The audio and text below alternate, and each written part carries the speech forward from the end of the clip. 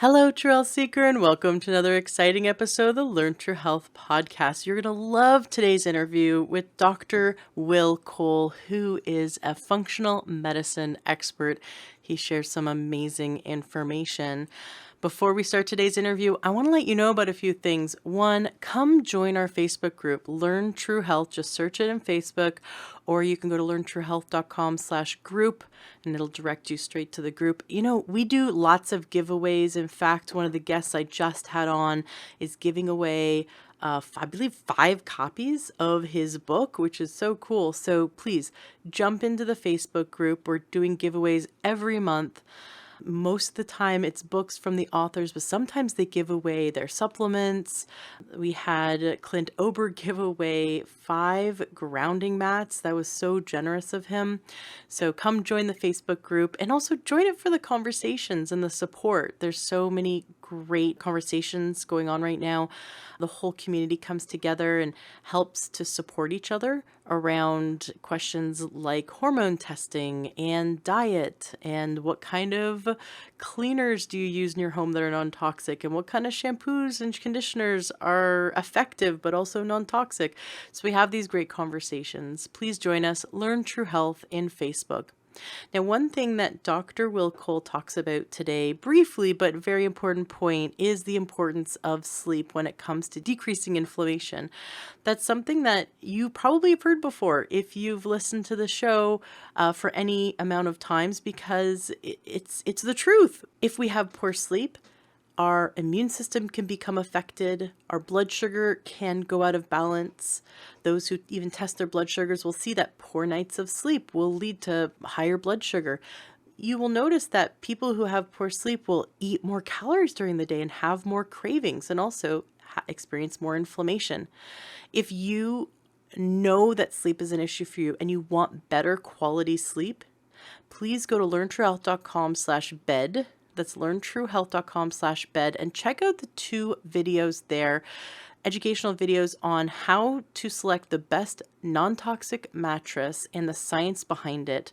This company wowed me. It's the best sleep I've ever had. I really, really enjoy it. And since I've been talking about it the last month, some listeners have actually gotten back to me and they've told me that they too bought the same mattress that I did and they fell in love, that it's the best sleep that they've ever had. So I'm not alone in this. People are getting better sleep because I told them about this mattress. So go to learntruehealth.com/bed and watch the 2 educational videos to inform yourself on how to make sure that you're selecting the best non-toxic bed for you and for your family. You'll be really glad you did. Excellent. Well, enjoy today's interview.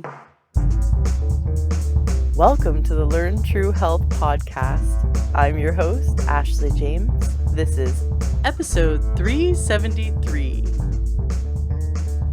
I am so excited for today's guest. We have with us Dr. Will Cole, who's a functional medicine doctor.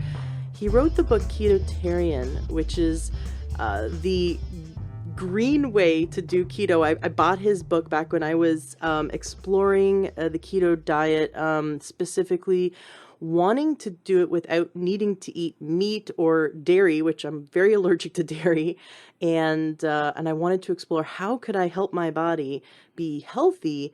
And I loved his book. He was so down to earth, and by the time I was finished chapter 1, I was like, I need to have him on the show. It's so good to have you here, Dr. Cole. Thank you so much for having me and those kind words about Ketotarian. It means a lot to me. Thank you. Absolutely. Now, you have a book coming out called The Inflammation Spectrum. And, it's kind of a buzzword. Everyone in the holistic space is talking about inflammation, but not many people know what it is or, why it's so important to prevent it. And when we have it, why is it so important to reduce it and support the body in being in a low inflamed state, basically. So we're going to get all into that. You also see that there is a connection between autoimmunity and inflammation, which is pervasive and so many people are talking about, but you have a very unique perspective because you help people heal with diet, whereas so many doctors don't. So I'm excited to get into that. But first, I want to hear a bit about you and understand your path. What happened in your life that led you to want to become a doctor and want to focus on functional medicine? Yes. So my journey started a long time ago in a faraway land in rural Pennsylvania, where I'm actually based back now. I live outside of Pittsburgh, and I grew up in the countryside, and my parents were into wellness before it was cool, before it was Instagram sexy with glossy like photos with nice filters and of their pretty like organic meal of at their favorite organic restaurant. It was not cool actually at all to eat very healthy in the 80s and 90s, especially as a kid. Even today, it's probably even worse. But I mean, there was no real major, there was no internet, there was no health culture in that way in Pittsburgh, which was like a working class city. It wasn't Abbot Kinney or the Lower East Side. It was quite uh, like hamburgers, hot dogs, and mac and cheese. So I had the weird adaptogenic tonics and the, raw grass-fed goat cream and all this stuff that my friends were like, what the heck is this kid bringing into the school?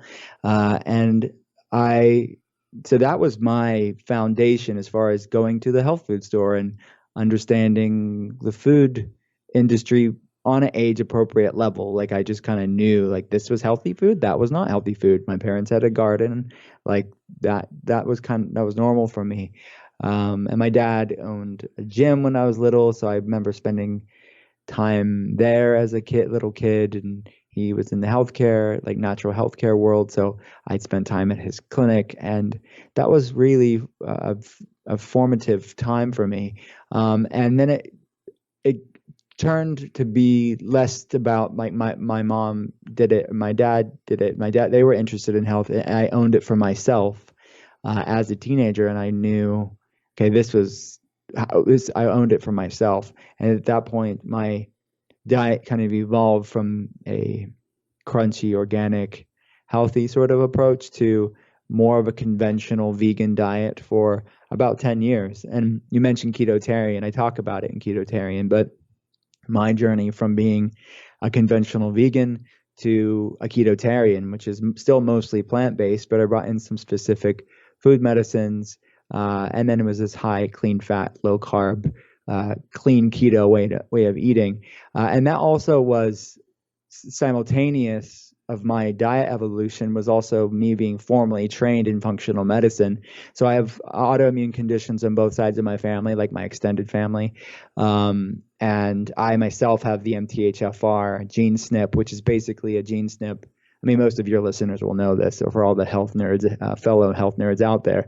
But for people that don't know, it's a gene that makes the enzyme that converts folic acid into folate, which is a methyl donor or CH3 carbon hydrogen group that recycles homocysteine down into methionine, and does a lot of other cool things. It basically makes for healthy detox pathways and hormones and protects our DNA against cancer and other horrible things.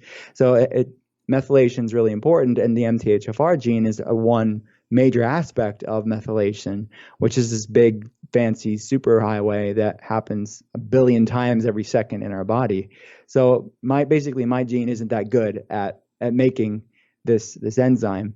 And there's a high correlation between the MTHFR gene SNP or gene chain variant that we get from our parents and our family, and autoimmune spectrum issues. Meaning different types of autoimmunity. And then that's when I was also formally trained in functional medicine. I was at Southern California University of Health Sciences, which is sort of an integrative natural health care university, where there were MDs and DCs and LACs and naturopaths and nurse practitioners all there learning their craft within an alternative healthcare.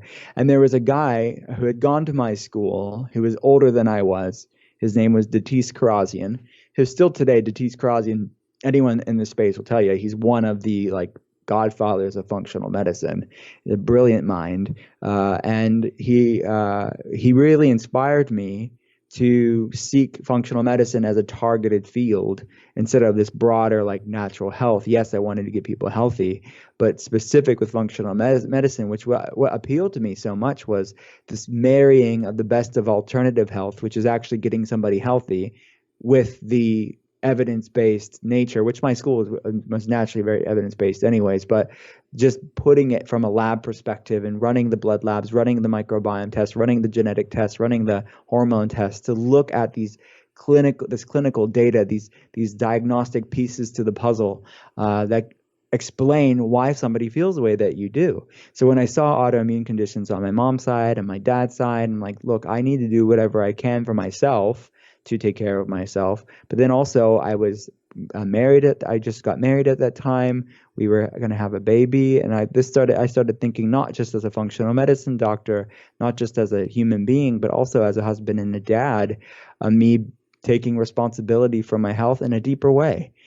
So that was really all collided in this beautiful sort of series of events that led me to getting into functional medicine formally. And now, all these years later, I see patients around the world, where I primarily have a virtual clinic, and I get to talk to people about these things, about these lab issues, and give them a functional medicine perspective on the things that I know and I've seen transform my own life, transform my family's life, and in my patients' lives. At what point did you know that you had the MTHFR SNP? Uh, Early 23andMe years. So it's been a while. Yeah, so with the raw gene data from 23andMe. Got it. And so that was like way early on when not many people knew about MTHFR and methylation. So you're kind of in there like a pioneer.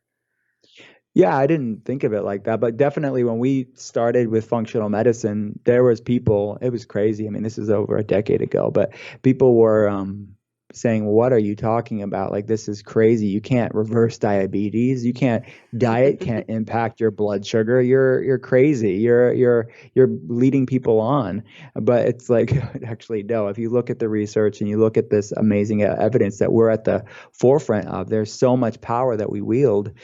So that yeah, specific to methylation, you can actually those older 23andMe tests, you can get so much more in the raw gene data that they can't get now. There's a lot of like no calls on these genes. They've cut down a lot. Like when I look at 23andMe now, I can't get all the same data. It's not public, at least, on the same reports. I don't know how they do that with 23andMe and why there's so much regulations on these things, and we're at the forefront of gene data and what that means from a privacy standpoint, and what they're going to release and how they can say it and all this stuff. So it is an interesting field, but we are using the best data that we have at this moment, and it's an ever-growing and evolving field, to really say what are the action steps. There's a lot of data out there that there's not really any significant action steps, but my job is to kind of cut through the confusion of saying what are the things that are going to wield the most power to really make a positive impact in their quality of life and how they feel, but also how can we get these labs looking better.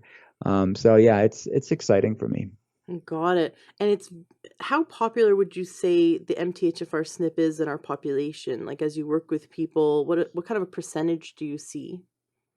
Well, there's data to show that it's about 40% of the population has at least a heterozygous SNP, or one single gene change. SNP stands for single nucleotide polymorphism, and a gene variant. I mean, we loosely use the word mutation, like the MTHFR mutation, a gene mutation. It actually isn't a mutation. It's a gene variant, or SNP, SNP, that we get a copy from our mom, a copy from our dad, and you can have a heterozygous gene SNP or a homozygous gene SNP, single or double gene SNP or gene variant.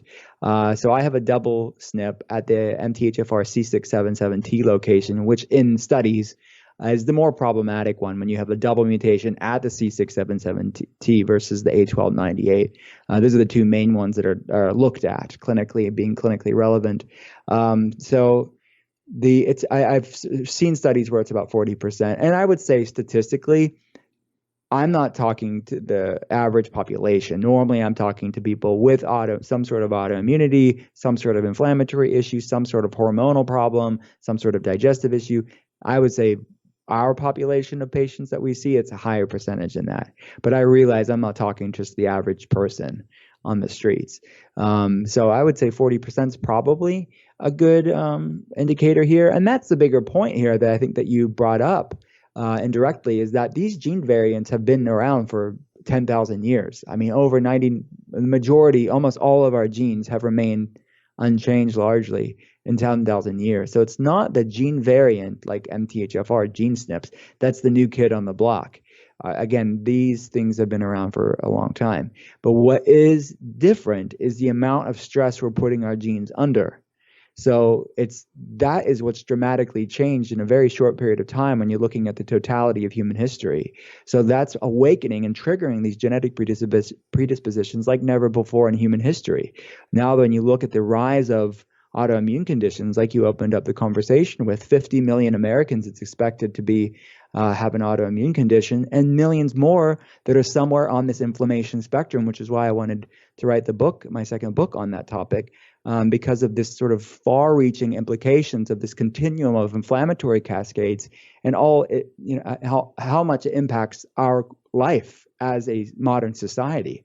So it's quite a compelling topic to be explored and to be talked about, and to take what information we know now to start empowering people's lives, because we have to do something different to see something different. And what we're doing as a society, I mean, we both know this, and everybody, most of the people listening will know this too. It's unsustainable how we're doing life largely in the West as far as healthcare is concerned, and our relationship with food and nature and all of that stuff. We have to do something different to see something different. So all that to say is that our genes are not what's changed. Yes, MTHFR and looking at these other gene SNPs like MTRR and the COMT and the VDR and all this fancy science stuff that I look at for patients to really further personalize recommendations. Yes, it's important, but it's only a slice of the puzzle. Research estimates that it's about a third of this autoimmune puzzle is genetics. So yes, we have to look at genetics, but 2/3 is epigenetics. This is the stuff that's triggering these genetic predispositions. So it's the foods we're eating or the foods we're not eating. It's our stress levels, our exposure to toxins, our lack of sleep, or lack of movement, or too much movement. It's the lack of balance. How can we find balance to be in alignment with our biochemistry, which again is largely unchanged for 10,000 years. So that's really the heart of my work. It's really largely an ancestral health perspective, at least informing me on a lot of things. So yeah, that's my thoughts on it. I love it that you brought up epigenetics. That was my next question. This idea, which feels just as new as sort of this understanding these SNPs, these genetic variants, this idea that we've actually seen our genetic expressions turn on and off in one lifetime, based on a set of stressors or nutrients being present or being missing. That and there was this really cool test with mice where they exposed these little cute fuzzy soft white mice to bisphenol A, the compound that people get exposed to every time they touch receipts, for example, and that it so messed with their genes that their hair started falling out and their hair became yellow, they became obese, and that it changed their genes because it got passed down for 2 generations after the one exposure, before it corrected itself. So this is what we're being exposed to. We're touching Yeah. bisphenol A every day and getting exposed to these endocrine disruptors and obesogens that Mm-hmm. can affect our genes, our genetic expression. And Dr. Joel Wallach wrote a book about epigenetics a few years ago that blew my mind, talking about how we can see genes turn on and off, the expressions turn on and off based on whether there's nutrient deficiencies or not. So with that being said, is there a way to help stabilize or correct MTHFR variants, or is it baked into the cake and there's absolutely no way to epigenetically change it? So yeah, we can't change our genes, but by knowing these gene SNPs, that's the analogy that I use is the cup analogy. Some people have small cups and some people have big cups. You know, the more gene SNPs you have, the more gene variants to methylation or gene variants to detoxification or the endocannabinoid system. These are determining how big or how small your cup is. We can't change that. Some people are born with really small cups, meaning that they're going to overflow. Their tipping point is going to be a lot smaller than someone with a big cup. So some people can smoke 3 packs a day and don't take care of themselves, eat like crap, and like all this stuff, right? And they live a long life, and they're like, how the heck can they get away with all this when I'm trying to like do all this good, healthy, wellnessy stuff, and I'm getting flare-ups over salad? Or like high FODMAPs or something like seemingly healthy. These health foods are causing me having digestive or autoimmune flare-ups, etc. So this is largely to do with the genetic sort of component here. Is the genetics is the cup, the epigenetics are what we're filling in the cup. And some people, it's sad. I mean, you can't change your genetics, but it's overflowing quite easily. You can't change that, but you can change what you put in the cup. You can change the chronic infections and the exposure to toxins and the gut issues and the food reactivities. You can start to unload the stuff in the cup that's causing the flare-ups and the overflow. So that's what my job is to do, is to look at the framework, to look at the methylation gene SNPs, the detoxification gene SNPs, the cannabinoid system gene SNPs, and then look at what's filling up that cup. Look at the heavy metals, look at the mold, look at the viral issues, look at the gut issues, look at the hormone imbalances, look at the nutrient deficiencies, to your point, and that's a major one. Looking at vitamin D, looking at selenium, looking at iodine, looking at magnesium, looking at zinc, all of these things are important to consider because these are the epigenetic factors. Our body is alive because of brilliant biochemistry, and all these factors are a confluence. It's a perfect storm of radiant wellness or a perfect storm of health problems. So we definitely has to be talked about, but it's not cutting it to say what mainstream medicine largely says, which is food has nothing to do with this. So that's just bonkers. And then the other side is, we'll just eat clean. And it's like, okay, most of my patients eat really clean and they're still struggling. So there has to be a nuance to this, to beyond the basics, but still acknowledging the fact that epigenetics is a thing. And it's something we need to talk about. And it's not just about food, too. We have to look at non-food factors that influence our biochemistry as well. So what non-food factors affect our biochemistry? I would say stress is, and I don't mean that in the fluffy, like soundbitey sort of way where it's just like meditate more and don't stress. That's can stress people out just hearing that. But I would say being mindful of healthy margins in your life. So and bringing back to this concept of balance, inflammation isn't inherently bad. It's a product of our immune system. So we just want balance. It's the Goldilocks principle. You don't want inflammation too high. You don't want inflammation too low. You want it just right at the right time when you need it. And that's the same way with stress. The human race has been here for a long time because we could handle a certain amount of grit. So I don't mean to absolve yourself of all stress. I don't mean that. That's quite a millennial thing to think about. But and we live in, for the most part of human history in Western civilization, we live in, when you compare it to the rest of human history, we live a pretty stress-free life in some regards. We're not being, there's no massive famines in the West and things like that. But it's this insidious chronic stressor that, again, is out of alignment. It's a mismatch between our genetics and epigenetics, which haven't changed in 10,000 years. Genetics, which we get inundated with this amount of stuff that is this low grade. I'm being chased by a tiger, but there's no tiger. So it's this constant fight or flight sympathetic response all the time, which raises inflammation up. So to answer your question, I would say stress, but I mean cultivating healthy margins in your life. And that's going to look different for different people. Some people can handle more, some people can handle less, back to their biological variability there. But it is, what's your relationship with food? What's your relationship with your body? What's your relationship with social media? What's your relationship with other people? It's all these things that so many people have unhealthy or healthy relationships with, and calibrating them to find a healthy margin. So you have to look at that. You have to look at sleep is so profoundly important. So I would lump sleep almost under the stress category, because sleep isn't a luxury. It's not like, oh, I'll sleep when I'm dead. People say that.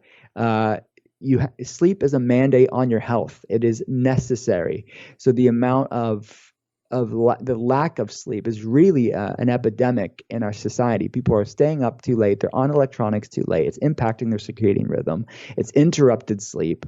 The amount of sleep apnea and poor sleep and just lack of electronics impacting circadian rhythm are huge impediments to people healing through the night and restoring, and their cells rejuvenating through the night to get quality restorative sleep. So then that's throwing off their inflammation cascades and their circadian rhythm and their hormones. So that's huge. Looking at stress, looking at technology, looking at sleep, that is a major part of it. That has nothing to do with food. So we have to look at that, and we have to look at environmental toxins. We have to look at what is the products that people are using. You mentioned BPA. You have to look at what cleaning products, what's the skin products that people are using, what are laundry detergent things that people are using. Largely is a unregulated, like wild west. We don't really know what this is going to do to our wellness, but hey, let's buy it. And then largely in the United States, at least, a lot of the chemicals are actually illegal in other countries, but yet we can get them in the United States.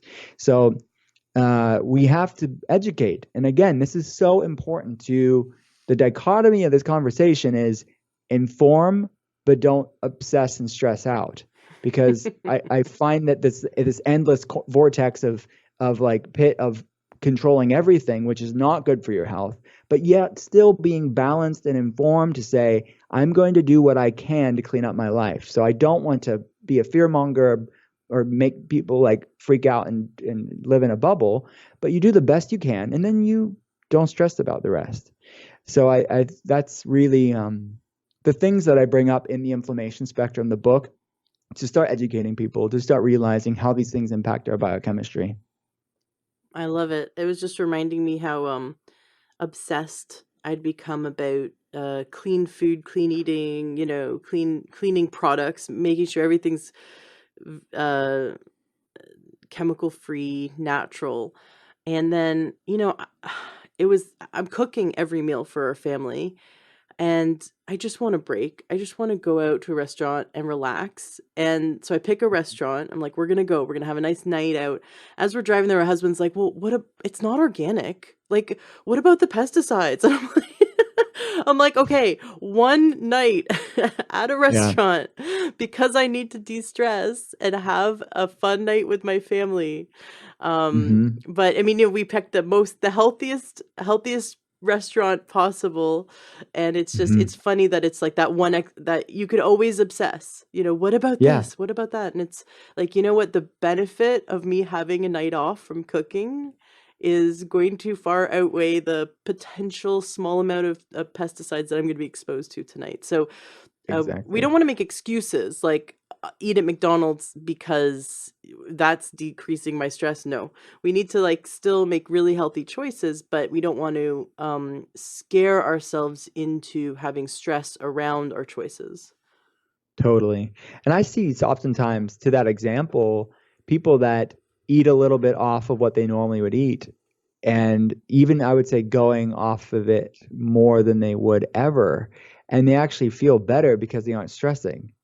So I definitely, like you said, it's a balance. And if you are then trading in, like you're eating clean, but then you're like serving your body a big slice of stress every day and anxiety about every day, that's junk food for your soul. So it's counteracting all the good things you're doing. And I get it. We're living in a information overload age. That is a double-edged sword. It's great. It's connecting us right now. It's how we're connecting to people around the world right now.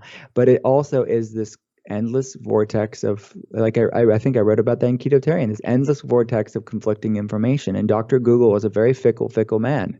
And we have to be mindful of the fact that we can have paralysis of analysis where people are just basically paralyzed with fear and anxiety because they know too much, and they need to know they need to know what they need to know, but then they need to be able to manifest it in a way that's not going to destroy their quality of life.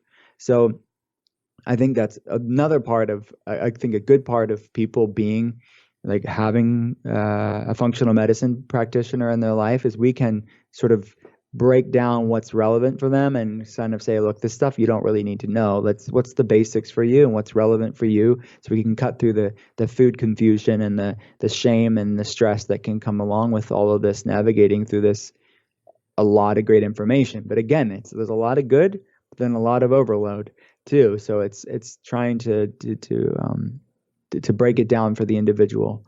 But so that's it to say that food is important, but our relationship with food is important as well. Mm-hmm. How how can people figure out the best diet for them? Is there a one diet fits all? Like, is eating a whole foods plant-based diet best for everyone and everyone thrives on it? Or are there some people who would thrive on like an all meat diet? I know that sounds really extreme. Um, but have you found that everyone thrives eating ketotarian, for example, or eating a whole foods plant-based where there's no processed fats? Or is it really does it depend on genetics, and it depend on um the person's disease state at the moment? What have you found when it comes to Mhm. helping people dial in the perfect diet for them? That's a great question. So I would say this, that when I wrote Ketotarian, that was my own journey. And what I've seen over my years is of seeing patients of how to do keto and lower carb diets the clean way in a mostly plant-based or entirely plant-based way.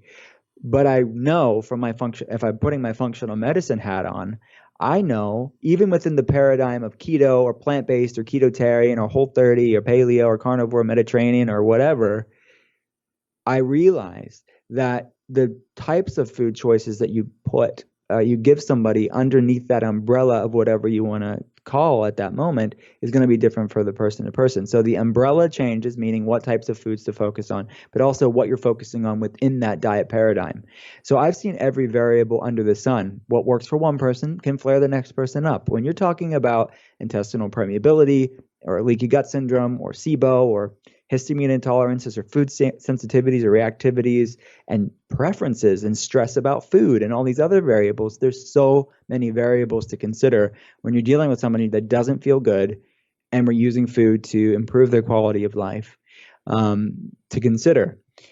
So I have patients that are on carnivore protocols, and you would think the author of Ketotarian, why would I have a patient having on a carnivore diet? Because my allegiance is to the patient feeling better. And for a time, we use things like the carnivore diet. It's the ultimate elimination diet. We're removing basically every variable out there. So we have them on specific macronutrients, which still predominantly fats with lower protein, to still provide that. I don't want excess protein, which can impact mTOR, which is the pathway that you don't want long term to be activated. And they're not on carnivore for long term. The goal is to start down regulating these food reactivities. These are people with multiple food reactivities. This is not for everybody. But for a time, we're using it to down regulate these overreactions to things like histamines or oxalates or salicylates, these compounds in plant foods because of intestinal permeability and this rise of inflammation that they're having. And then to start reintroducing foods as we're healing the gut. And then we have patients that would never do well on a carnivore diet at all, whether it's their biochemistry. Let's say they have a ApoE gene SNP. They have an ApoE44. They have an ApoE2 gene variant. These are two gene variants that in high saturated fats, they wouldn't do well at all on a carnivore diet. So we're looking at their gene SNPs and what's going on in their body, and we're putting them on a ketotarian diet, and they're doing fantastic. They like eating more plant-centric ways. They feel more fresh, more clean, more lighter, eating that way. So it works with their preference, but also with their genetics and biochemistry. And we're really improving their cholesterol markers, and it looks fantastic. So, and then what works for that person in that moment may not be what they're doing forever and ever, because their health is dynamic, their biochemistry is dynamic and variable. So if I hung my hat on one way to do something all day long, I'd be proven wrong all day long seeing patients. So I have to keep an open mind to seeing what's their health history and looking at it comprehensively, looking at their labs, listening to them as a human being and what they're going through, and then using real life as a lab and what works and what doesn't, and tracking food logs and symptoms and correlating that. So that is really the truth, and that is really what birthed the concept of my second book, The Inflammation Spectrum, because the whole concept is finding out what your body loves, what your body hates, and what your body needs to thrive. And that's what it's all about, because we're using food as a template to calm inflammation, but then we're reintroducing these foods that are more problematic for some people, but may not be problematic for you. So I want to allow people to be more mindful and conscious of how foods impact how they feel. And I promise you, you have 10,000 readers, you will have 10,000 different variables, because they'll all be slightly different, even slightly different. They may not be major different, but then you may see major differences. So it is so beautiful in one way, because we're all so created so beautifully different. But at the same time, it can be beautifully overwhelming. So hopefully through the book, my goal was to just cut through that food confusion and just lay it out so people can start bringing these functional medicine principles into their life. You talk about different gene variants and how one person with this gene expression or gene SNP would do better eating this way versus that way. Or you could look at someone's genetic expressions and know that they are having a difficult time with processing toxins, or their cup is small. Mm-hmm. And so you'd be able to give them advice around diet and detoxification and helping clear up detoxification pathways. But for those who have never got genetic testing, they don't know where to Mm-hmm. even start. I myself want to get more genetic testing, but I'm worried about my results being sold to drug companies. We hear about this happen all the time. How do you address this with your patients? Are there labs that you recommend that promise to protect our genes and keep them safe, keep the results safe from the companies that want to buy them? That is definitely a concern for a lot of people. More, I would say, in the last couple of years than it was back in the day. Look, I sold I sold my gene data back to 23andMe back in the day, so the drug companies probably have my genes by this point. But I would say, in all seriousness, it is a concern. It is something that is a real potential. I think that is a lot of the financial interests in a lot of these big like tech companies, that they are looking to design drugs to be better, or to market to certain people, or to understand demographics and different gene variants, and looking at the data. And I don't necessarily think it's all nefarious. I think there can be unintended consequences from it that are not positive. But I don't think it's necessarily all negative, because of the one side of it as well. We're looking to better improve whatever healthcare. Look, I'm trying to be glass half full and not be so conspiracy theory bait. But I would say that the reality is there can be definitely unintended consequences, and it could definitely be a breach of privacy that I think is a problem. I think that at this point, there's no major cause for concern to go through something like 23andMe. I mean, you can use the raw gene data on something like Prometheus or Stratagene or Genetic Genie or something like that. But the other side of it, there are many functional medicine labs out there that will look at methylation gene SNPs that I do trust more than these big companies. So things like people like Doctors Data, and there's other ones out there that will look at those gene SNPs that are privately owned. They are smaller labs. They're in the space of functional medicine. They're not in the space of big pharma.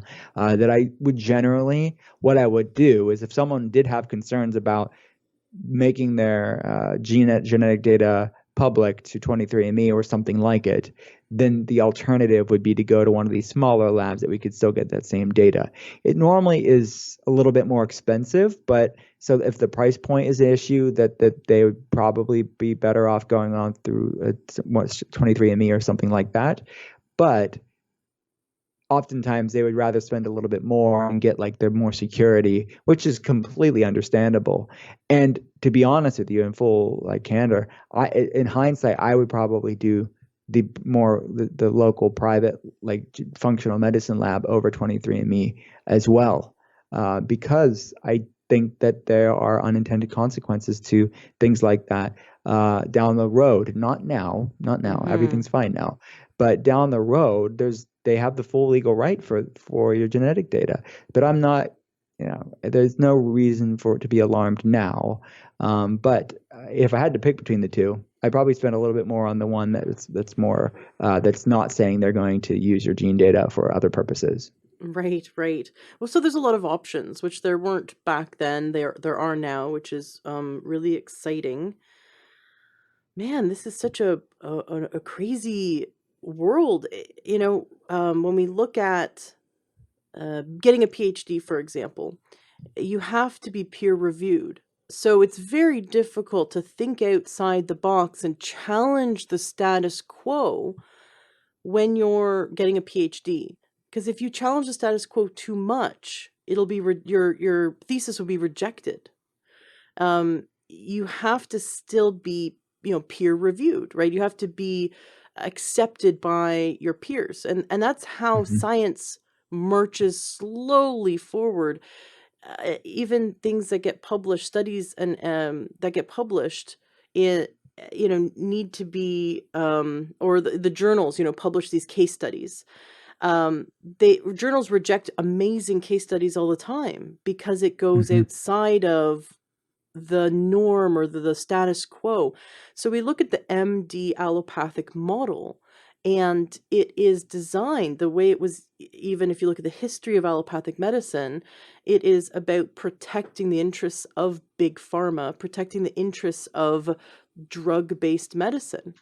And functional Mm-hmm. medicine is coming along, and functional medicine isn't rejecting drugs, but it's looking at how we can best serve the person and use the best tool that's needed. Oftentimes not a drug, but if there's a drug that's needed, then fine. But that is still very threatening to the standard allopathic medical system, which says that there's no relationship between diet and health. You're looking to help Mm-hmm. people get healthy.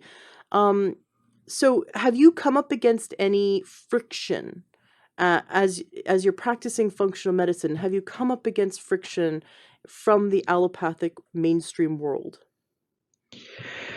Generally speaking, no. I think that the what I'm putting out into the world and what I want to continue to put out in this world is we should be all on the side of the person that's dealing with the health issue and our collective health as a society. So I would say, oftentimes, what to use a spiritual principle, what you resist persists. So I feel like my whole ethos of what I'm putting out there is let's come together of how can we make people feel great. And I'm not anti-medication, like you said. My job is to find what's your most effective option that causes you the least amount of side effects. And certainly some people are alive because of medications.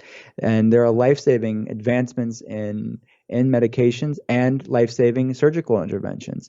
My question is, what is our most effective option that causes you the least amount of side effects if a medication is the only thing that's given, and then yet there are more conservative, safer, little to no, most of the time, no side effects of getting healthy and using food as medicine. This is not radical stuff. This is not, things that should be scary to the status quo. If anything, we would live a more vibrant, productive, healthy, long life. And yes, on one level, it looks like if someone's off of medications, that's not good for the pharmaceutical industry. So on one level, I guess it could be threatening to the bottom line. But in an industry that's depending on someone being sick, we have to change the paradigm of how we're even relating to that industry, because it shouldn't be just sick care. It should be, let's come together to get healthy. This is why people get into healthcare. Every doctor takes the Hippocratic Oath. Well, let's start doing that. And really just first do no harm. Let's think about that. He also, Hippocrates said, let food be thy medicine and medicine thy food. And he also said, all disease begins in the gut. So really functional medicine isn't new at all. It's actually just Hippocratic healthcare, back to the original. But we're using the amazing advancements of science that we know today as far as diagnostic testing to find these underlying facets like microbiome health and genetics and hormone imbalances, to be as evidence-based we can, but still stick to our Hippocratic Oath. That's all functional medicine is. So I don't get a lot of blowback or negativity from mainstream medicine. I think because I'm just pointing out, let's come together. There's a place for medications. There's certainly a place for surgery. There's a place for functional medicine. There's enough people out there that need help. And this should not be us threatening them, and this should not be us being threatened by them. So I would say that that's my position on it. And ultimately too, I think that, with that said, there are still people that are negative. I see it once in a while on Twitter. Twitter is like the armpit of social media. I love Twitter as far as like getting news. Like I love like Twitter feeds and things that are trending. I think it's so great. But the amount of like dogmatic, like dark bullying and like is like so disturbing on a deep level, on so many levels. And it's not good. And I think that's, honestly, not to get too political, but I think that's why the president knows that. He puts out a tweet and it like feeds this negativity on social media, and that's just one aspect of it. He didn't start the negativity.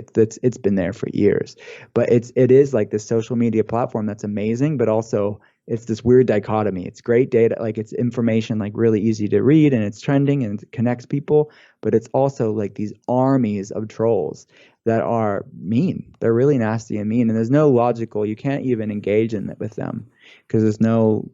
So when I see it, I just normally just put it away. But that's few and far between. The overwhelming majority of, I mean, look, the Cleveland Clinic has a functional medicine health center now. I mean, you can't get more mainstream than the Cleveland Clinic, and the amazing advancements in technology and healthcare. They have a functional medicine center. So for people that are still behind the times and saying that somehow functional medicine is quackery or what we're talking about is just is nonsense, the reality is if the Cleveland Clinic is realizing there's a place for functional medicine, why aren't you? How evidence based are you? Are you going against what the Cleveland Clinic is saying? And other hospitals too, and other, not just the Cleveland Clinic, but a lot of mainstream are bringing in integrative and functional medicine, and that's exactly what we've been talking about for the past 10 years. Myself and many other people in functional medicine have been. So this is nothing new. I think they're just catching on because we have to do something different to see something different. And you can't look at the level of chronic disease we see as a society and the amount of money we're spending on it. We spend more on healthcare than the next 10 top spending countries combined, yet we have the shortest lifespan of all industrialized nations. Yet we have the most disease. The rate of maternal death and infant death is abysmal compared to other industrialized nations. Yet we have all this at our fingertips. Well, we have to start looking at how can we be more effective and cause people at least a lower amount of side effects. So let's just be open. Let's not be so. When healthcare or medicine becomes a religion, you're exactly like the religious radicals, but your religion's medicine. Your God is medicine, and you're putting your false God before people, and that's a sad place to be in. And that's where a lot of these people that are trolls, they are. Their God is their beliefs, and they're radicalized to the point of treating people horribly. And that's a sad place of to be at. But that's, to me, it has nothing to do with me. It says more about them than me. Interesting. I was just seeing I just read an article about why social media has this why there are trolls, why there are people who will lash out and argue and make really insult people.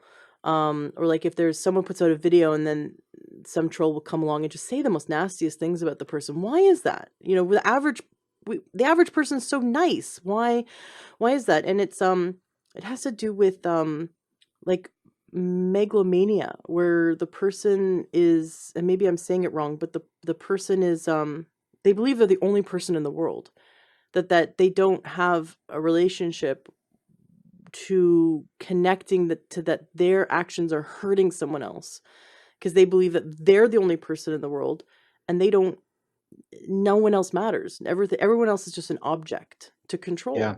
And so Fascinating. so those people are attracted to social media because they can hide behind the screen and lash out at others, and it feels good to them, and they, because other people are objects, not humans with feelings that they're hurting. So I don't think that the average person goes and and hurts people online. I think it just Yeah. attracts a type of psychosis. So we just have to Yeah. be aware that you're doing the best thing by walking away. Hmm. Arguing online is not going to solve it. We're not going to enlighten anyone, because those people don't, they believe we're objects. We're not actual human beings with feelings. So, Amen. yeah, so Yeah. we just walk away, and if we want to help people, we have enlightened, loving conversations in person. That's the best way Yeah. to do it, because then we can enforce our boundaries healthfully. But you're right. In social media, it can be wonderful, and then when it's not, we need to put it away to manage our stress. um that's the healthiest choice for us. and i Certainly. and I love that you called functional medicine Hippocratic medicine. That's a really great way of putting it. I love it. For those who've never been to a functional medicine practitioner, can you enlighten us? Like, let's say we walk into your clinic, we're sitting down with you right now, we're having our first meeting. What kind of labs do you run that we would not normally have never seen run, because we've always gone to an allopathic MD? Hmm. Yeah. So functional medicine, it's really a cool thing because it's like the Institute for Functional Medicine, IFM, which is myself has been trained and my team has been trained with, and they're the same governing group of training physicians that are also training the doctors at the Cleveland Clinic's Functional Medicine Center. So and most are MDs. Most of the doctors, like the overwhelming majority, are allopathically trained medical doctors that didn't go to an integrative medicine school like myself. It's interesting because whereas my training was, 5 years in natural medicines and lifestyle and diagnostics and all the same, anatomy, physiology, histology, all that stuff, but from a natural medicine perspective, versus the conventional allopathic doctors that don't get, I mean, they have next to no training when they leave medical school from a health and nutrition. There's studies that I actually talk about in the inflammation spectrum, my second book, that most doctors in this one study actually fail the basic nutrition course because they aren't trained anything. It's like going to a mechanic for gardening advice. It's like it's just not there. So that's why they typically refer out to RDs and things like that. So even them weighing in on health and nutrition on Twitter is interesting to me because they don't really have much, if at all, training on that. But with that said, there's a growing amount of amazing, brilliant, kind-hearted, Hippocratic-hearted medical doctors, allopathically, conventionally trained doctors that are realizing, and they're looking at the same things that we're seeing, and like we have to do something different to see something different. I mean, a definition of insanity is doing the same thing repeatedly and expecting a different result. We need to do something different in our healthcare and just human care from a societal standpoint. So what are they doing? They're going and being trained in functional medicine. They're going to IFM. They're going to these conferences to get postdoctoral education like myself. So it's very interesting because they start the IFM training with very basic stuff because these medical doctors, bless them, they want to learn, but they're not taught that in school. Whereas I think a lot of us that went to integrative medicine schools already are like, okay, like this is our whole doctorate training.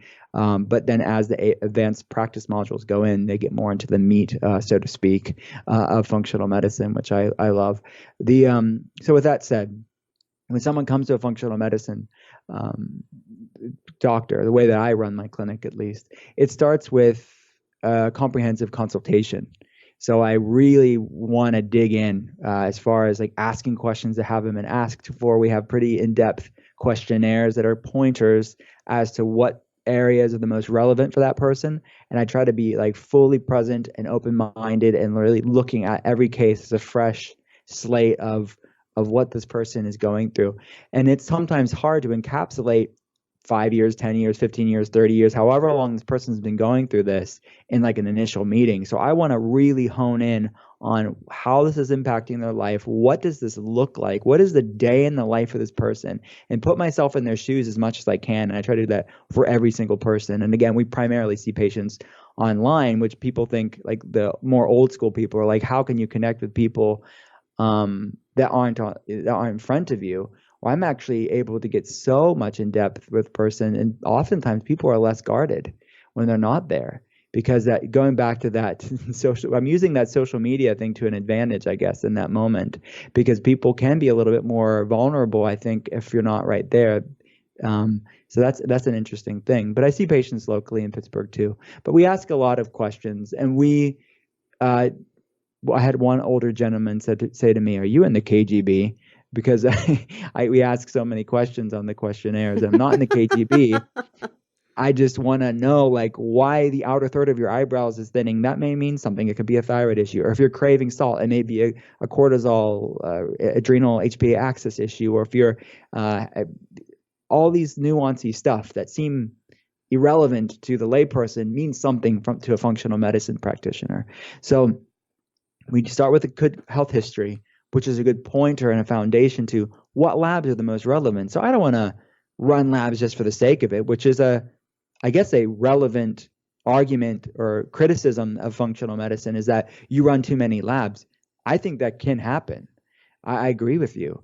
I would say let's start with a good solid health history to see what labs are the most relevant. So we can be comprehensive. I do want to run more labs than you're running because guess what? They're not running enough labs in the conventional medicine status for most people. Running just a TSH for thyroid issues isn't cutting it. So the fact that I am running T4 and T3 and free T3 and free T4 and the thyroid antibodies and the reverse T3 and the iodine and selenium, yeah, that's needed. That's not over testing. That's understanding your thyroid hormone physiology and pathways. So that's pretty basic from a functional medicine standpoint. But all they need for that thyroid is to give you Synthroid or levothyroxine or a thyroid replacement hormone drug. They just need the TSH. So they're running the labs they need to give you the medication. That's fine if all they're doing is giving medication. It's completely relevant within the paradigm of conventional medicine, but it is wholly inadequate from a functional medicine standpoint. It's incomplete. Because you can't hang your hat on one biomarker and say, well, it's above 4.5, let's give you Synthroid. Or your cholesterol is above 200, let's give you a statin drug. Well, why is the cholesterol high? Why is the thyroid? Why is the TSH high? It's not a medication deficiency. So let's actually find out what's driving it. So these are the questions that we're asking. We're sort of clinical Sherlock Holmes from a functional medicine standpoint. So good health history, running the appropriate labs.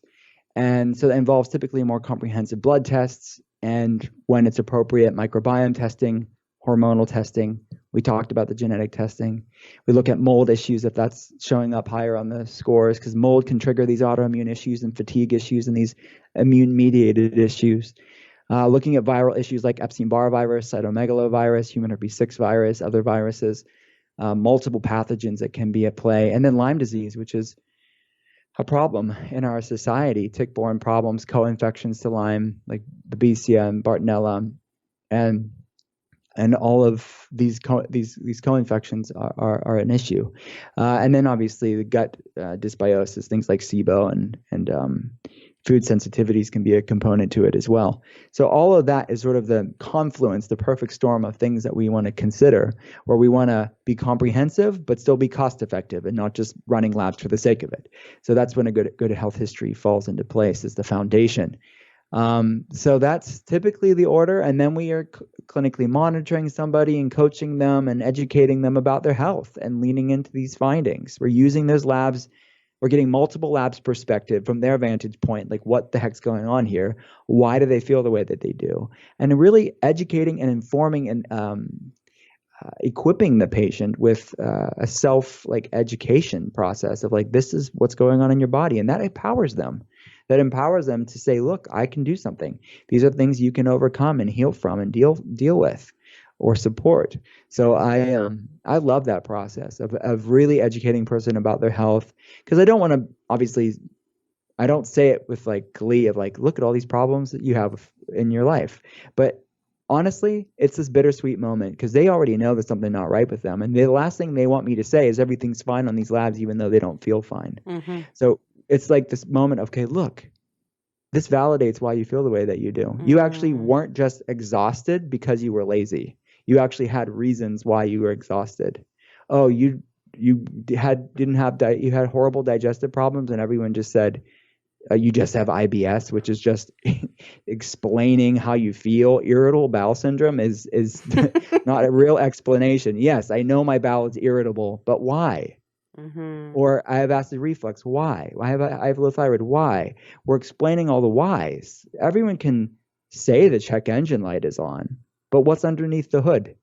What's misfiring that's causing the problem in the first place?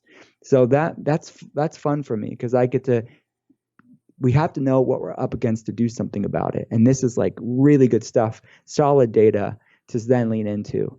And what's even cool, like that's normally the one-on-one stuff where I'm like clinically monitoring them and coaching them. And that's my day job where I'm normally standing at my standing desk and consulting people about this stuff with my team. But what's cool is we are working on this different template or a different form of functional medicine care, which I'm really excited to be rolling out over these next coming months. That's group care, or online. It's an online class where people can get functional medicine blood labs, like I just mentioned. And then we look at it through a functional medicine lens. We put it on spreadsheets and we color code it, and we show what's optimal compared to the functional range. We show what's not optimal, and we give them suggestions based off of their labs. But we're doing it in a group class that's still HIPAA compliant. So like no one's seeing each other and all the questions are private, all that stuff. And I'm just educating them on what their labs mean. Because so many people have these labs they get from their doctor and they don't even know what they mean.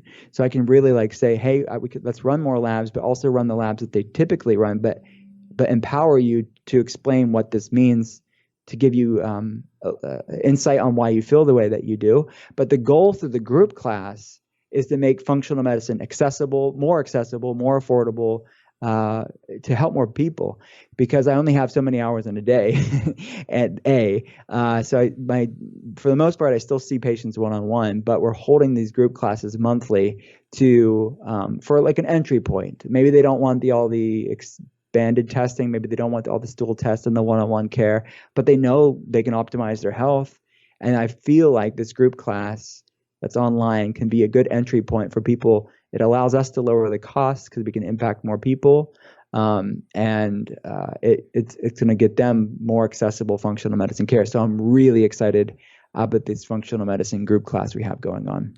Cool. And I will make sure that the links to everything you do is in the show notes of today's podcast, your website being drwillcole.com. But we'll make sure that all the links are there for your books and your group class and how they can reach out to you to learn more about that. That sounds fascinating. So everyone gets their labs and then they sit in the class with you and you're going through kind of just each lab, talking about the optimal ranges and what to do and what not to do. And so everyone's looking at their results going, okay, he's talking about this and he's talking about cholesterol, high cholesterol you mentioned, and I see that my cholesterol is high on my lab, and then you start talking about what they can do if their cholesterol is high. So no one's seeing each Exactly. other's. And in the group class, are they able to ask questions of you, and can people learn from your answers?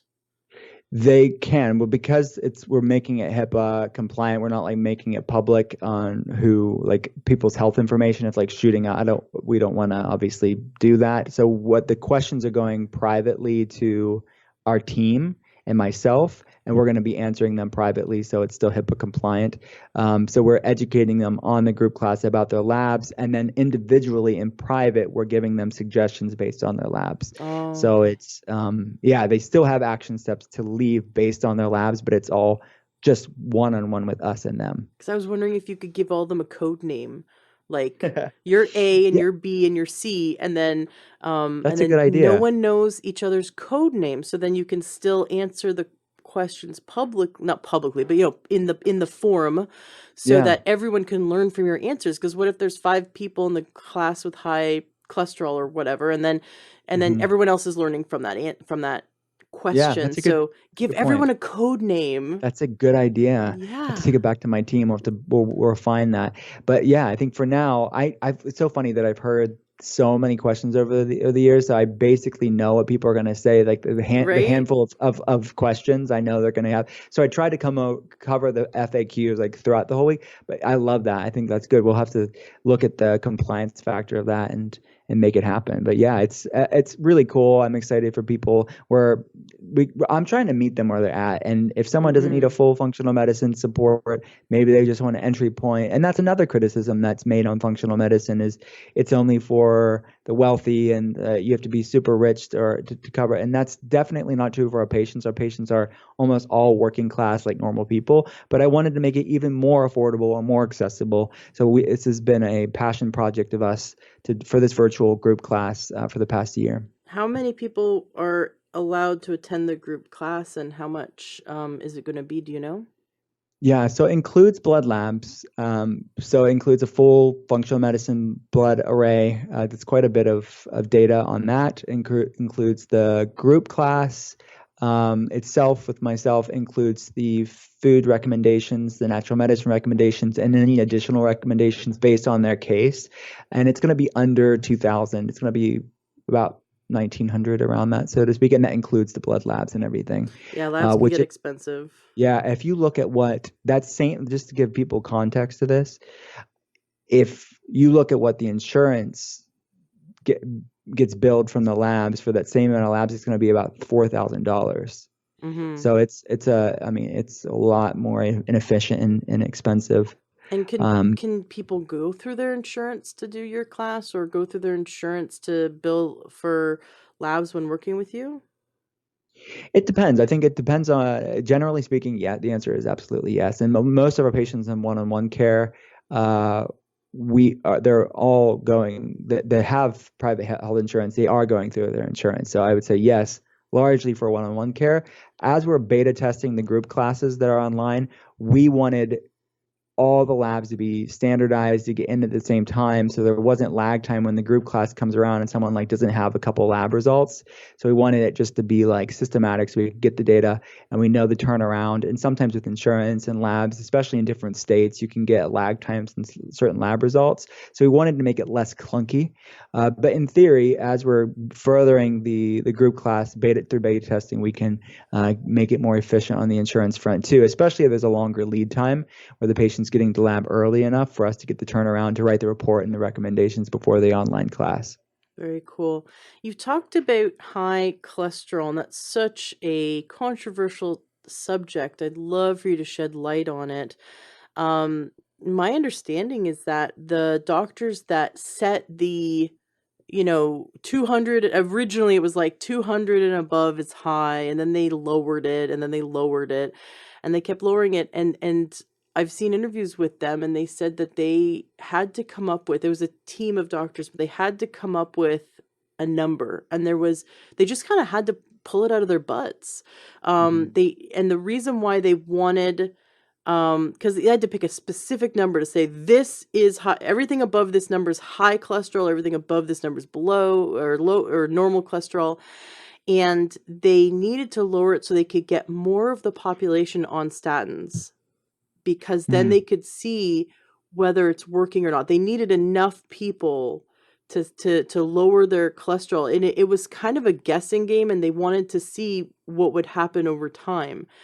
And that seemed like that kind of shocks people, that we've been told that fat is bad, cholesterol is what causes heart disease. And now we're seeing that the cholesterol, or now there's a different perspective, that cholesterol is actually the band-aid the body's using to try to patch up areas of high pressure that are not able to heal itself because the body's deficient in the nutrients it needs to heal itself. And so there's this controversy around what is high cholesterol. Is it really bad?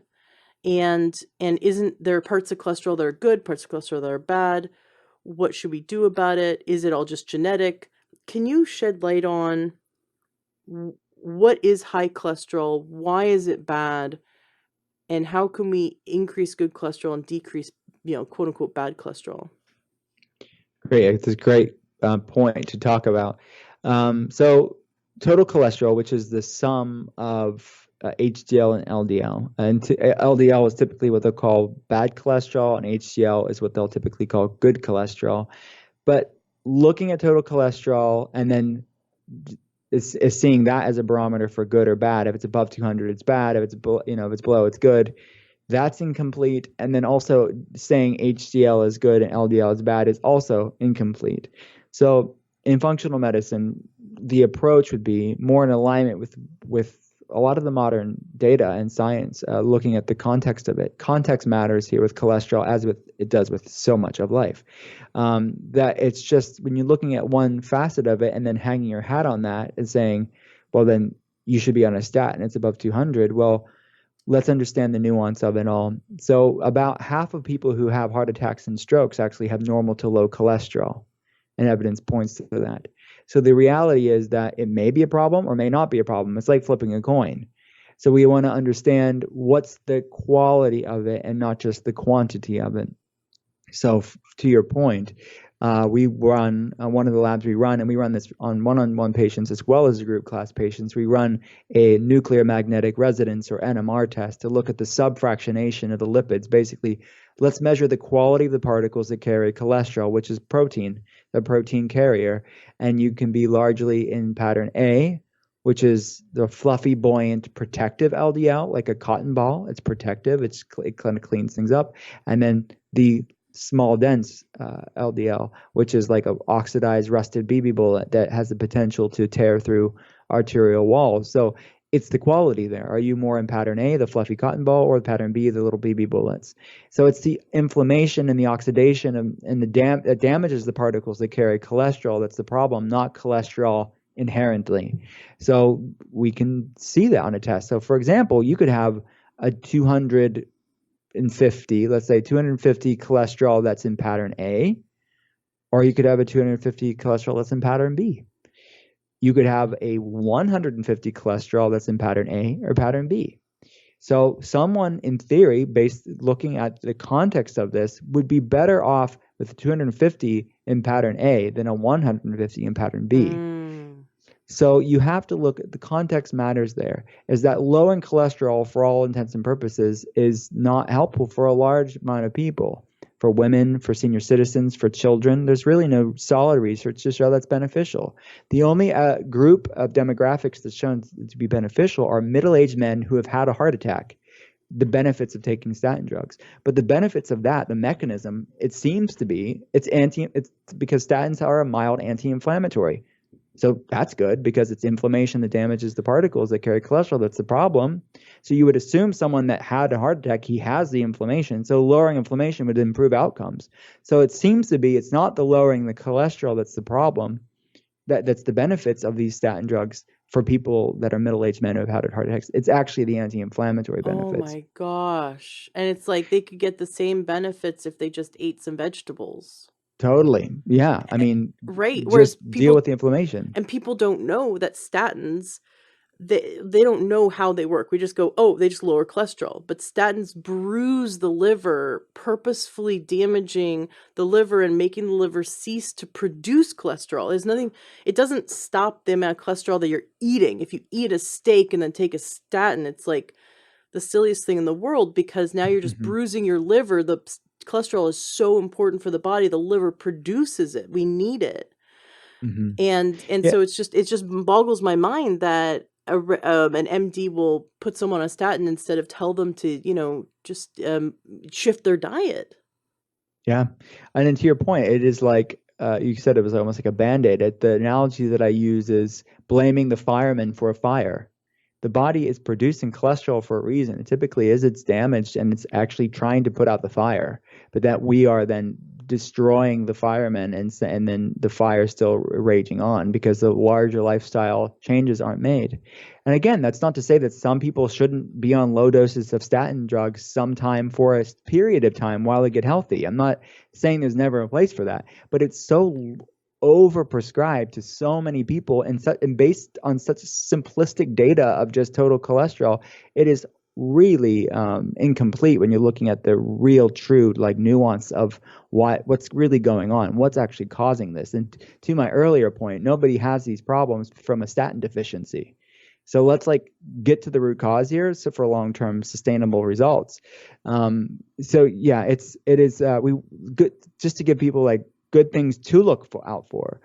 In functional medicine, we want to make sure HDL is good and strong. So low levels of HDL are linked to cardiovascular issues. So we want it above 60. We want to make sure triglycerides are below 100 because above 100 can be a sign of increased risk cardiovascular issues, insulin resistance mainly, which is the leading driver of heart attack and stroke. We want to make sure that you're in pattern A on the NMR test. We want to make sure that your CRP, your inflammatory markers, are below 1. We want to make sure homocysteine inflammatory markers are under 7.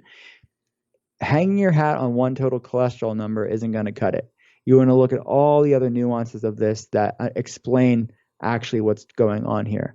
And then liver enzymes and other things like the AST and the ALT would be appropriate too for people with fatty liver issues and insulin resistance. And then blood sugar and A1C, obviously. Looking at your glucose, looking at your 3-month average of your blood sugar with the A1C, we want it under 5.6 in functional medicine, and glucose under 100. Under 90 would be ideal from a fasting glucose. So that's what we're looking at with cholesterol. You have to, just like with the thyroid example, we have to look at the full lipid insulin resistance metabolic panel too for people with these set of issues. So you can't just run a TSH from a thyroid standpoint, and you can't just run a total cholesterol for a statin drug. But yet that's what's largely done because they want to give out the statin drugs and the medications. That's what they're largely trained to do. They're trained to diagnose a disease and match it with a medication. It's this medicinal matching game that they're trained in medical schools, and that's what they're taught to do. So your standard PCP or GP is giving out the blood pressure meds and the high blood pressure meds and the statin drugs and all this stuff, but they're not really trained to look at these other nuances, which is what's driving a lot of these good-hearted doctors to go learn functional medicine because they're learning to help their patients. Absolutely. So what things can we do in our life to increase the good cholesterol if it, let's say, is below 60? What are some is it exercise and eat healthy fats? Is it that simple? Yeah, I would say exercise definitely would be appropriate. Aerobic exercise, like getting your body moving, sweating, and healthy fat, so that you got it right completely there. So you've been doing this podcast, I think, over 300 times. Yeah. So I think you've heard this once or twice. But the healthy fats like olives, olive oil, avocados, avocado oil, healthy omega fats, wild caught fish, nuts and seeds. These are all things that can help. Healthy saturated fat, obviously. Grass-fed beef can be great. And then to that point, if I could talk a little bit about the saturated fat, because I mentioned earlier about like the carnivore diet and the ApoE and the ApoA and all these like gene alleles. There are some people, and I talk about this in Ketotarian, I talk about this in the inflammation spectrum, that too much saturated fat, which red beef, like grass-fed beef, is not just saturated fat. It has good omega fats and other things too. But too much red meat, which is higher saturated fat, coconut oil, and dairy fats like ghee and milk and cream and things like that. Too much saturated fats for people with these gene alleles, it can raise inflammation, and it can raise their cholesterol to places that you don't want it to be because their body's just in this state of inflammation. So the firefighters are having to come out by leaps and bounds. So that's not good. So you can see here that biological variability would then say people that they should just be running these tests. I'm not saying everybody needs to go get genetic testing. I think that's a good differentiator here. Maybe just run the cholesterol markers, run the NMR test, look at what pattern you're in, run your CRP, your inflammation levels, run your glucose, your insulin, all these stuff that I just said, just run those. You don't have to run all the genetic tests if you don't want to. Just start off with a baseline of these inflammation tests and then look at how the food impacts your biochemistry. So that my point of like getting HDL up, I would say most people do better, like overwhelming majority do better with more monounsaturated and healthy omega fats. But some people should be having more saturated fats and some people should be having lower saturated fats. So gauging and tracking your labs is something to consider.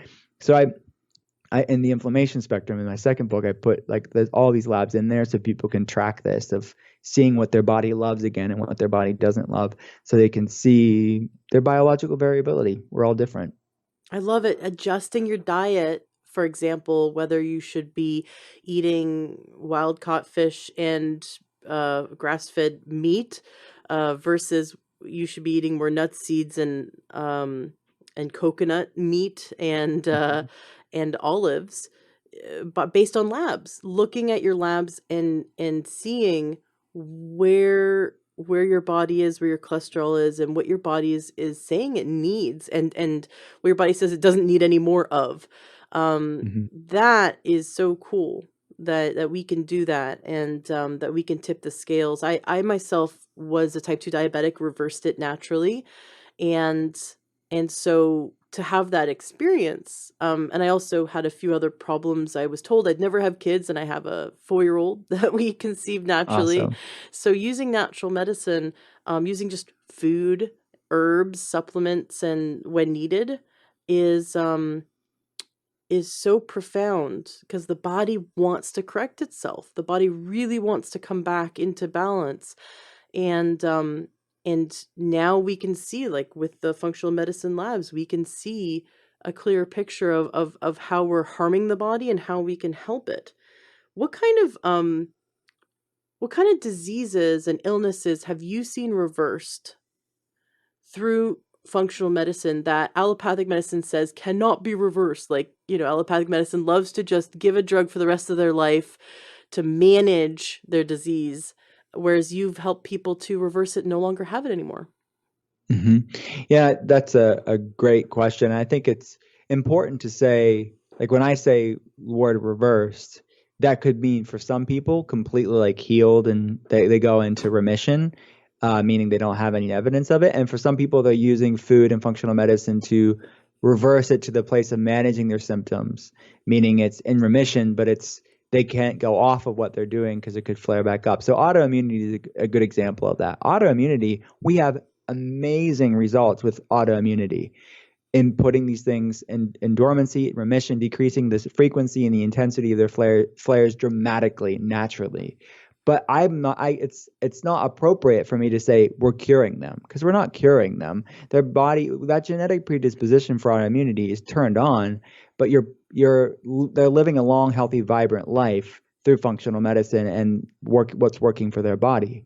So like all our patients with MS and other autoimmune conditions, Terry Walls, a friend of mine, colleague I'm sure you're aware of, she uses functional medicine to reverse her symptoms and to manage her symptoms. And she lives a long, healthy, vibrant life. And so do my patients. But Terry and my patients wouldn't say we cured ourselves of MS because that's different. Versus type 2 diabetes is different. Type 2 diabetes is you can reverse it to the point of being non-diabetic. They could eat even foods that maybe they wouldn't have when they were diabetic, and their blood sugar is not spiking because you've increased insulin sensitivity. That's a different mechanism at play there. That's a hormonal resistance pattern caused by insulin receptor sites to be more resistant to insulin. So there's a lot of people that are type 2 diabetic that can completely reverse their diabetes wholly. And certainly not every type 2 diabetic. There are people that are severely insulin resistant that, again, they're doing more like what Terry does with autoimmunity. They're reversing the place of managing it. Like, so people like Jimmy Moore, who's my co-host on Keto Talk, his labs look amazing, but he knows he's just genetically more insulin resistant, so he can't go eat all the carbs that maybe I can eat when I'm doing my cyclical like ketotarian thing. That would flare his blood sugar way up if he kept doing that. So but I know I'm maybe getting a little bit more nuancy, but I think it's important to understand like what our clinical objectives are from a functional medicine standpoint. So let me just say this, there's so much you can do. People with autoimmunity, people with insulin resistance, people with hormonal problems, people with digestive issues, people with neurological issues. You're my people. Like these are the people I hang out with way too much probably. But I've been like on the ground, proverbially speaking, with these people, like dealing with these things. We wield so much power with our life, with the choices we make, with insight into our health. So these are the people that I know in most cases there's so much power that you wield to decrease dramatically the frequency intensity of things. So like I want to be able to say for the average person, like in like 6 months to like 2 years, depending on how long they've been going through this and all the variables that go into play with that, is that we can significantly decrease the frequency intensity of your flares to the point of someone saying, hey, I'm 70% better or I'm 100% better. Somewhere moving in the right direction where it's the point of markedly moving the health needle in a positive direction and improving their quality of life. And when you look at the risk factors go down, the quantity of their life as well. I love it. Very cool. So basically, we can improve everything because we're supporting the body's ability to heal itself. You can improve a dramatic amount of stuff. Absolutely. I mean, there's so much power we wield, so much power we wield. And I see the difficult cases. Like I'm the guy that God brings me the people that they've seen every doctor under the sun and they're still struggling. So I'm used to seeing very, very difficult patients. If I'm being optimistic, there's no reason why other people shouldn't have so much hope, because I realize the average person that doesn't see a functional medicine doctor, but that still wants to improve their life, maybe they're just picking up a book, they have so much more health potential because they're maybe not as bad as some of the patients that we see in functional medicine. Mm-hmm.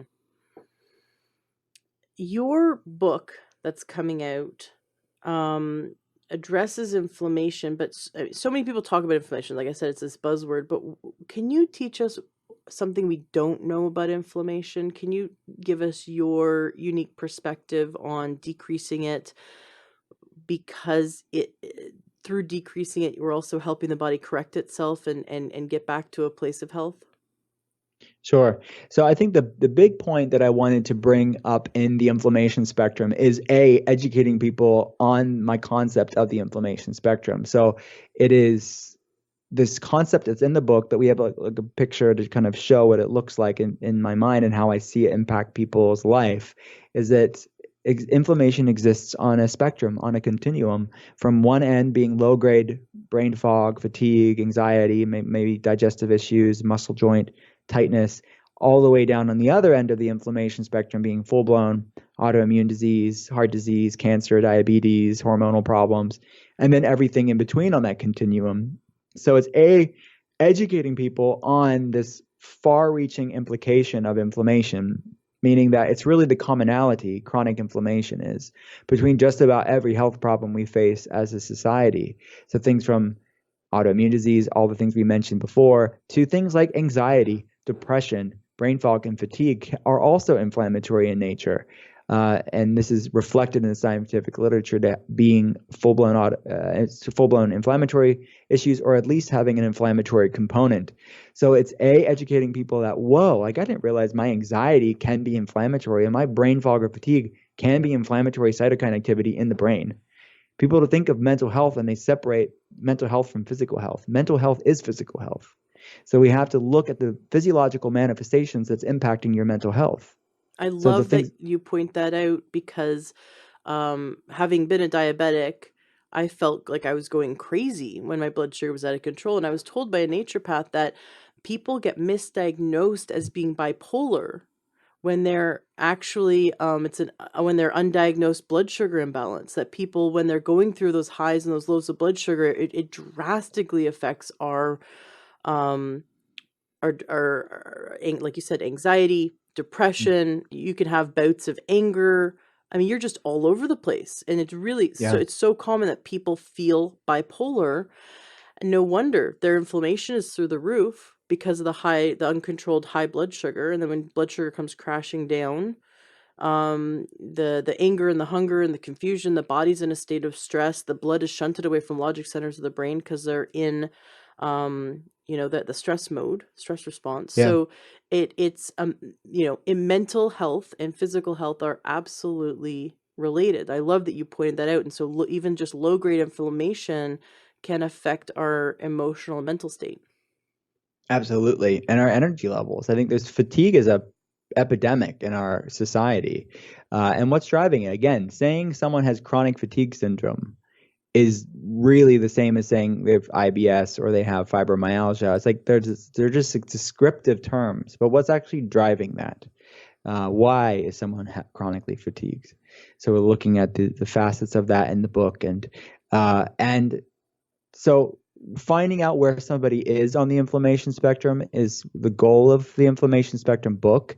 So we have a quiz that it's adapted from all those questions that I ask in my functional medicine clinic, where that older gentleman said I was in the KGB. I just wanted to really dig deep and make it applicable for the person, the layperson that's reading the book, to say, like, what's going on here? Why do I feel the way that you do?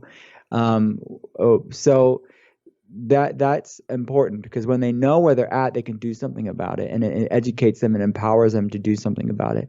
So I think that's the insight that I bring on the concept and the topic of inflammation in the book, is finding out where they're at on this inflammation spectrum, and then obviously what to do about it, and how to use food and how to use non-food things to help improve someone's health. And then we can start to bring things back in and see what our tolerance is. Like, see how big or how small your cup is, your genetic tolerance to these things. Because my experience is some people with bigger cups, they can heal, they lower things, they lower the amount of stuff in the cup, they lower the epigenetic variables, and they've healed their cup to the point where they can bring things back in and they don't have any symptoms. Like, they can have more flexibility. And then some people have smaller cups and they have really little flexibility, but at least they know what flares them up and what doesn't. And that's freedom. And that's really the second point of the book, is empowering people to not say, well, this is another fad diet to do, because we don't need another fad diet in our society. But how can you use food to feel great? How can you love your body enough to feed it good things and to know what your body loves and doesn't love? So at that point, it's the transition from a diet to a way of life. It's a diet to just knowing what makes you feel great. So avoiding that food isn't punishment or restrictive, or like, I can't have all this stuff. No, I love feeling great more than I miss that food. Right. I actually like feeling better more than I miss whatever food that is, because it's that switch that people make to be like, whoa, it's this concept of this self-care is a form of self-respect, and it's that transition to saying that's freedom from food. Then when you go in the junk food aisle, it's not like, oh my gosh, I'm getting all these cravings, to, no, actually, I value feeling better so much more than I miss that junk food or whatever that is. So that's also the heart and the ethos of what I wanted to interweave through that book, because that's what makes sustainable wellness. Because when people make that shift, that's ownership. That's like heart and their grace. There's a grace and lightness in their wellness at that point, and it's not this dogmatic diet that they're just gritting their teeth to get through the 30 days. It's just this freedom that they find in knowing what makes them feel great. Brilliant. I love it. So your book just sounds like it's chock full of wonderful, wonderful information. I love that you also cover the labs, which so many people are curious about, and they want to take their health into their own hands, and you're empowering them. When is your book coming out? It's on pre-order now, but it comes out October 15th. So yeah, depending on when people hear this or on replay, whatever, but it's October 15th, 2019 is when it comes out. Awesome. So I'll put the link in the show notes so that listeners can go pre-order it right now. And that way, the second it comes out, they'll receive it. That's very cool. When you um, when you do this work, I mean, it must be so rewarding. Can you share some stories of success? Obviously, not disclosing anyone's name, but can you share some stories of success that have really inspired you? Yeah. One that comes to mind when I think about like all the cool things I get to see, like just to give you context to this, like we have a virtual clinic, but we have a brick and mortar clinic as well where my team is at. So we're primarily, no one gets to smell our like nice essential oils diffusing in the air because everyone's online, but it smells amazing here. But anyways, I'm sitting with my team looking over the schedule every day. And that's how we start our morning off, of just in prayer and meditation, and then the clinical stuff of just saying, how can we serve these people and be there for them in the way that's meaningful, that way that they need it on a clinical level, but a personal level too. And then it's looking back as we're going over these names, of seeing all these amazing things that they've done. Like so and so, wow, they've done this and this and this. Okay, on this visit, see how they're doing on this. Like it's this amazing journey that they become almost like a family members to us over the time that they're with us. But one that comes to mind happened earlier on in my career, and I think that's why it still sticks in my mind, because it was earlier on in seeing someone outside of myself and my family, but like on a patient level, how functional medicine could impact their life positively. Was an older lady. She was actually in her 90s, early 90s at the time. And I'm not breaking HIPAA because she like released her, like she did a blurb for us, but her name was Blanche, just because I think it's a beautiful classic name. I think it's appropriate for the story. She'd been married to her husband for like ages, and he wheeled her in a wheelchair, and he said, I want the love of my life to be here. I don't want to lose her. And it was like this human story, and like I was married and I still am, and I just saw like myself in him and my wife in her, of like this and then expounded love, because it's like decades and decades and decades of growing old together. And I'm just like, I saw myself in him on a deep level. And I just saw like the desperation in his heart. And she wasn't very lucid. She had severe brain fog, couldn't walk. But they said she's diabetic and she's not doing well, and her blood sugar is out of control, and blah blah blah. That's what they said. And meaning that's what they were told by the doctors. That's what she was telling me. That's what he was telling me, and she would interject every so often. So we ran labs, and the lab sometimes, and all the functional medicine doctors out there will tell you, sometimes you get labs that are so high or so low that you will get a lab alert, and they typically will call you. And the lab will say, hey, look, so-and-so's number is like really high or really low, like just to let you know. Like even though they're sending it to you, they, I think, legally have to have some sort of conversation, or maybe it's just good due diligence on their end. I don't know if it's mandated or not, but we typically will get a phone call if it's that high or that low. Her cholesterol was that low, where a lab alerted us. And for labs to say cholesterol is low, pretty dang low. It was all the cholesterol, or good and bad? Everything. It was everything. It was really low, and amongst many other things. Like there was more than just that. I don't want to oversimplify it. It definitely was more complex than just that. But the thing that sticks out in my mind was that cholesterol being low. Well, as you pointed out, and as it's actually a full circle that we're talking about cholesterol again, but because our brain is 60% fat. 25% of all your body's cholesterol resides in your brain, and you need healthy cholesterol for brain function, which is why one of the potential side effects of statin drugs is cognitive decline and memory dysfunction, amongst all the other potential problems too. So this woman literally was starving her brain of the nutrient that it needed for brain function. Her blood sugar was out of control too, and there were other things going on. But we implemented functional medicine principles. We ran labs. We changed her diet up that was appropriate for her. We brought some natural medicines in, and this lady, it was so dramatic. She went from being wheeled in and could barely talk to me to walking in by herself with a cane, and she was the sharpest, wittiest woman I've ever, just a normal, lovely lady in her early 90s, talking about her health and improvements and about food, and just like it was night and day. And something that she said is what stuck in my mind all these years later. She said, I was planning my funeral when I met you. Now I'm planning vacations with my grandkids.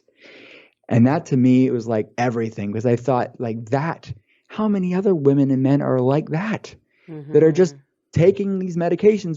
They're told that's all they can do, and they trust it because it's coming from a white coat. And even the white coat is thinking they're doing the right thing. But where no one's questioning, is this the best option that's causing them the least amount of side effects? Is this what's being called, you're just getting older, and they settle for it? This is madness.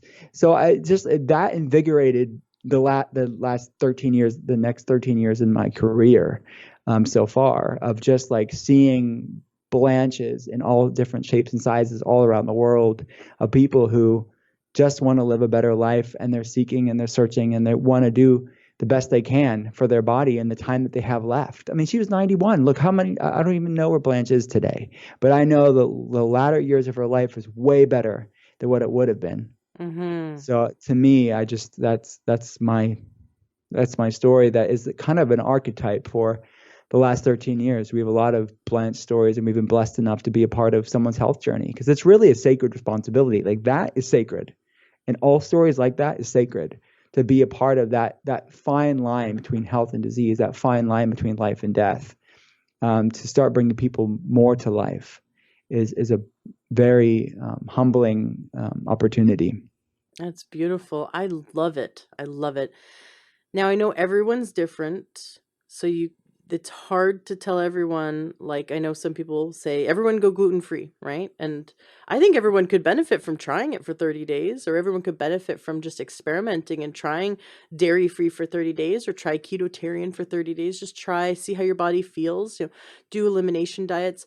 But is there homework that you could give everyone that you know would benefit everyone? Is there some homework that you've seen really help people in general that you could give all of us? Yeah, I think that's a good point. And you obviously know that we're all different, and that's important caveat here. But I would say this: I what I would recommend is a form of an elimination diet, because I think it's an action step that allows you to find that biological variability. So, and that's what I put in the inflammation spectrum, is based on a quiz, which is again adapted from functional medicine intake forms, to make it more reader friendly. It's less like dense or academic, but it's just easy to understand. You take the quiz, find out where you're at on the inflammation spectrum, and then you can do, based on your score, do an easier elimination diet or a more advanced one. If you're saying to me, like, what's the first thing that you could do when you're talking about food and functional medicine, to me, that's like a good starting point. Because at that point, you can kind of use food to calm inflammation, because you're not just avoiding foods, you're focusing on a lot of anti-inflammatory foods too. And then after 4 weeks for the lower scored ones, or 8 weeks on the higher scored ones, you can bring foods back in one by one. And then, to your point, you can reintroduce grains and gluten containing grains. And there's some people that feel fine on them, and there's some people that don't feel fine on them. So it allows us to make less broad sweeping, overgeneralized statements, and actually see what's right for you. So that to me is a good starting point. It's in the inflammation spectrum, and it allows you to really finding out what your body loves and doesn't love. So again, you can make that transition from like a diet to like food grace and food freedom. That to me is a good starting point that anybody can do. And I like that you brought up that it's not always, for example, irritable bowel. Like some people go, well, I didn't eat gluten and then I ate gluten and I didn't get diarrhea, so I don't react to it. Mm. But that you're saying listen to whether you're tired at more on certain foods, or whether you have brain fog or depression or anxiety. Like we need to look for more subtle symptoms that the body is saying this increases inflammation or it doesn't. Yeah. Oh, yeah. It's so much more than just digestion.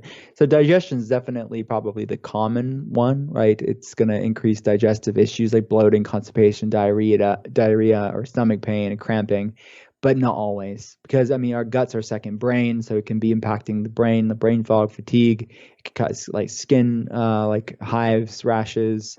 It could, like you said, just more tired and more irritable, blood sugar fluctuations. There's so many variables. So I lay it out in the book, like all the different implications, because it's inflammation. It's a lack of inflammation balance and regulation that's going on that is impacting people where they have the most problems or specific to them what they're dealing with. Awesome. I'm really excited for your book to come out. I encourage listeners to go pre-order it now. It's going to be great.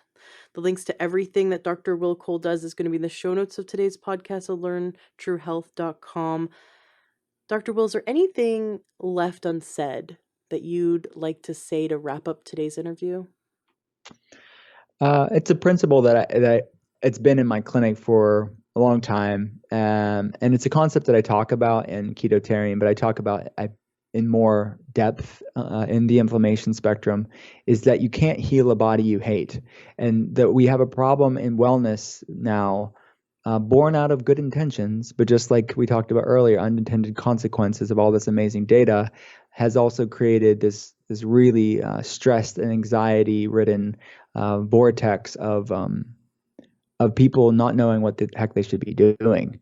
So I really want people to bring it back to the basics and bring it back to the center and eat more intuitively and finding out what their body loves and doesn't love, because shaming your body into wellness is not going to work. Like stressing about all the things on Dr. Google isn't going to work long term. So you have to inform yourself and equip yourself. But then again, just what do you need to know versus what's this just going to end up stressing you out. So hopefully through our work and what I'm doing here, people can be more conscious of that and having a healthy relationship with their body, a healthy relationship with food, once again, and just bringing a grace and a lightness back into wellness and not all of this dogmatic stuff that is kind of remnants from this sort of dieting consciousness that's really antiquated and really should have no place in wellness, in my opinion. Love it. Thank you so much, Dr. Will Cole, for coming on the show. You are welcome back on any time. I'd love to have you come teach us more. This has been wonderful. And of course, looking forward to your book and looking forward to your functional medicine group as you launch it. Please let us know more. I'll make sure that I can inform the listeners about it.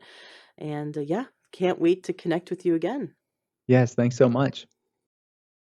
Hello, true health seeker. Have you ever thought about becoming a health coach? Do you love learning about nutrition and how we can shift our lifestyle and our diet so that we can gain optimal health and happiness and longevity? Do you love helping your friends and family to solve their health problems and to figure out what they can do to eat healthier? Are you interested in becoming someone who can grow their own business, support people in their success? Do you love helping people? You might be the perfect candidate to become a health coach. I highly recommend checking out the Institute for Integrative Nutrition. I just spent the last year in their health coaching certification program, and it really blew me away. It was so amazing. I learned over 100 dietary theories. I learned all about nutrition, but from a standpoint of how we can help people to shift their life and shift their lifestyle to gain true holistic health. I definitely recommend you check them out. You can Google Institute for Integrative Nutrition or IIN and give them a call, or you can go to learntruehealth.com/coach and you can receive a free module of their training to check it out and see if it's something that you'd be interested in. Be sure to mention my name, Ashley James, and the Learn True Health podcast, because I made a deal with them that they will give you the best price possible. I highly recommend checking it out. It really changed my life to be in their program, and I'm such a big advocate that I wanted to spread this information. We need more health coaches. In fact, health coaching is the largest growing career right now in the health field. So many health coaches are getting in and helping people because you can work in chiropractic offices, doctors' offices, you can work in hospitals, you can work online through Skype and help people around the world. You can become an author, you can go into the school system and help your local schools shift their programs to help children be healthier. You can go into senior centers and help them to shift their diet and lifestyle to best support them in their success and their health goals. There's so many different available options for you when you become a certified health coach. So check out IIN, check out the Institute for Integrative Nutrition, mention my name, get the best deal. Give them a call and they'll give you lots of free information and help you to see if this is the right move for you. Classes are starting soon. The next round of classes are starting at the end of the month. So you're going to want to call them now and check it out. And if you know anyone in your life who would be an amazing coach, please tell them about it. Being a health coach is so rewarding and you get to help so many people. Are you looking to get the best supplements at the lowest price? For high quality supplements and to talk to someone about what supplements are best for you, go to takeyoursupplements.com and one of our fantastic true health coaches will help you pick out the right supplements for you that are the highest quality and the best price. That's takeyoursupplements.com. takeyoursupplements.com. That's takeyoursupplements.com. Be sure to ask about free shipping and our awesome referral program.